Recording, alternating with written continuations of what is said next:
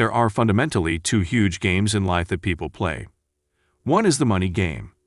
Money is not going to solve all of your problems, but it's going to solve all of your money problems. People realize that, so they want to make money. At the same time, deep down many people believe they can't make it, so they don't want any wealth creation to happen. They virtue signal by attacking the whole enterprise, saying, well, making money is evil. You shouldn't do it. But they're actually playing the other game, which is the status game. They're trying to be high status in the eyes of others by saying, well, I don't need money. We don't want money. Status is your ranking in the social hierarchy. Poor people fail to realize wealth is not a zero-sum game. Everybody in the world can have a house. Because you have a house doesn't take away from my ability to have a house. If anything, the more houses that are built, the easier it becomes to build houses. The more we know about building houses, the more people can have houses. Wealth is a very positive-sum game. We create things together, and at the end of it, something brand new will be created. It's a positive-sum game. Status, on the other hand, is a zero-sum game. It's a very old game. We've been playing it since monkey tribes. It's hierarchical. Who is number one? Who is number two? Who is number three? And for number three to move to number two has to move out of that slot. So, status is a zero-sum game. Politics is an example of a status game. Even sports are an example of a status game.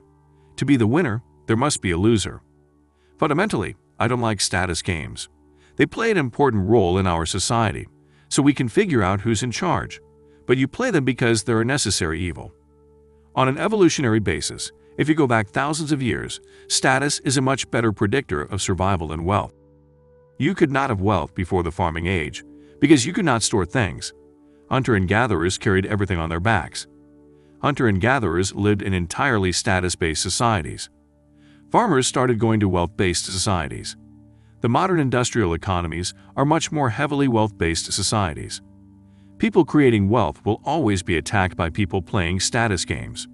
There's always a subtle competition going on between status and wealth. For example, when journalists attack rich people or the tech industry, they're really bidding for status. They're saying, no, the people are more important, and I, the journalist, represent the people, and therefore I am more important. The problem is, to win at a status game you have to put somebody else down. That's why you should avoid status games in your life, because they make you an angry and combative person. You're always fighting to put other people down and elevate yourself and the people you like. Status games are always going to exist. There's no way around it. Realize that most of the time when you're trying to create wealth, you're getting attacked by someone else, and they're trying to look like a goody two-shoes. They're trying to up their own status at your expense. They're playing a different game, and it's a worse game. It's a zero-sum game instead of a positive-sum game. Wealth isn't about taking something from somebody else. The history of the world, in some sense, is this predator-slash-prey relationship between makers and takers. There are people who go out and create things and build things and work hard on things. Then there are people who come along with a sword or a gun or taxes or crony capitalism or communism or what have you. There's all these different methods to steal. Even in nature, there are more parasites than there are non-parasitical organisms. You have a ton of parasites in you who are living off of you. The better ones are symbiotic. They're giving something back, but there are a lot that are just taking. That's the nature of how any complex system is built. Obviously, there isn't a finite number of jobs or finite amount of wealth. Otherwise, we would still be sitting around in caves, figuring out how to divide up pieces of firewood and the occasional dead deer. Most of the wealth in civilization, in fact all of it, has been created. It got created from somewhere. It got created from people. It got created from technology. It got created from productivity.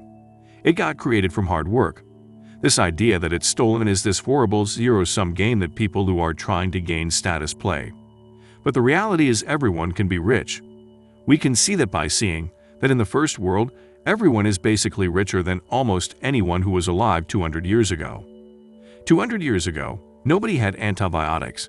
Nobody had cars. Nobody had electricity. Nobody had the iPhone. All of these things are inventions that have made us wealthier as a species. I want you to think through is imagine if everybody had the knowledge of a good software engineer and a good hardware engineer. If you could go out there and you could build robots and computers and bridges and program them. Let's say every human knew how to do that. What do you think society would look like in 20 years? My guess is what would happen is we would build robots, machines, software, and hardware to do everything. We would all be living in massive abundance. We would essentially be retired, in the sense that none of us would have to work for any of the basics. We'd even have robotic nurses. We'd have machine-driven hospitals. We'd have self-driving cars. We'd have farms that are 100% automated. We'd have clean energy. At that point, we could use technology breakthroughs to get everything that we wanted. If anyone is still working at that point,